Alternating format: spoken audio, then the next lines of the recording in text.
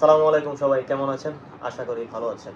আপনারা আমাদের world cup football 2026-এর যত রকমের আলোচনামূলক এবং প্রেডিকশনের ভিডিও দেখতে পাচ্ছেন, সেটি মূলত আমাদের YouTube channel sports zone live BD থেকে দেখতে পারবেন।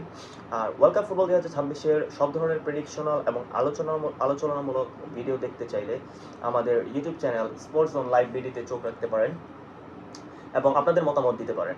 যাই হোক, চলে আসি আজকের রাউন্ড ওয়ানের গ্রুপ পর্বের ম্যাচে। যে দুটি দল প্রতিপক্ষ হিসেবে মাঠে নামছে, একটি হচ্ছে এই ওয়ার্ল্ড কাপের হট ফেভারিট জার্মানি, 4বার বিশ্বকাপ নিয়েছে, এবং তাদের প্রতিপক্ষ হিসেবে থাকছে আফ্রিকা থেকে উঠে আসা একটি দল কোরাসাও যথেষ্ট স্বনামধন্য একটি দল এই বিশ্বকাপে আমি মনে করি, কারণ ওয়ার্ল্ড কাপ খেলার মর্যাদা অর্জন করা কোনো অংশেই কম নয়।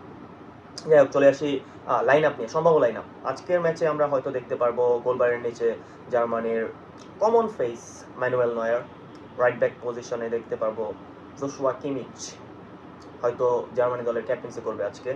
সেন্টার ব্যাক ডো হিসেবে থাকছে জনাথনটা এবং স্লটার ব্যাক, এবং লেফট ব্যাক পজিশনে দুইটি নাম দেখা যেতে পারে, একটি হচ্ছে ব্রাউন অথবা রোম, দেখা যাক কাকে দিয়ে শুরু করে নগলসম্যান। এবং মিডফিল্ড পজিশনে পাভলোভিচ, জামাল মুসিয়ালা এবং ফ্লোরিয়ান উইটস। খুবই ইয়াং, ডেডিকেটেড অ্যান্ড ট্যালেন্টেড একটি মিডফিল্ড ট্রিও। দেখা যাক আজকের ম্যাচে কী করতে পারে।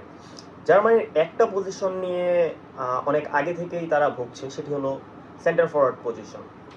কারণ আমরা আগে দেখে আসছি, যারা 2010-2014 বিশ্বকাপ দেখেছে জার্মানির, অথবা তারও আগে, তারা মিরোসাভ ক্লোজা, জার্মানির সেন্টার ফরওয়ার্ড পজিশনে যিনি খুবই স্বনামধন্য নাম কামিয়েছিলেন, সেই পজিশনটি 2018 এবং 2022 সালে তাদের খুবই ভুগিয়েছে।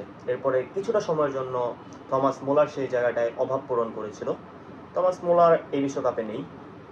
এবার জার্মানির সেন্টার ফরওয়ার্ড পজিশনে দেখা যেতে পারে হার্বার্টসকে।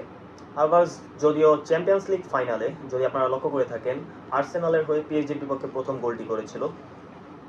এবং উইং পজিশনে লেরয় সানে এবং নতুন কোনো নাম দেখতে পারবো হয়তো, দেখা যাক কি করে।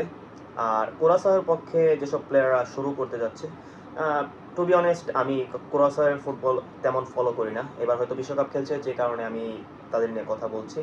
আমি খুব একটা জানিও না তাদের ব্যাপারে, তবে আমি বিশ্বাস করি তারা অবশ্যই ভালো খেলবে, যেহেতু তারা ফুটবল ওয়ার্ল্ড কাপে খেলার মর্যাদা অর্জন করেছে। অবশ্যই একটা কম্পিটিশন পার করার পরে তারা এই পজিশনে চলে আসছে, সেই হিসেবে আমি বিশ্বাস করি তারা অবশ্যই ভালো খেলবে। তবে আজকের ম্যাচে আমার প্রেডিকশন থাকবে জার্মানি 4, কোরাসাও 0।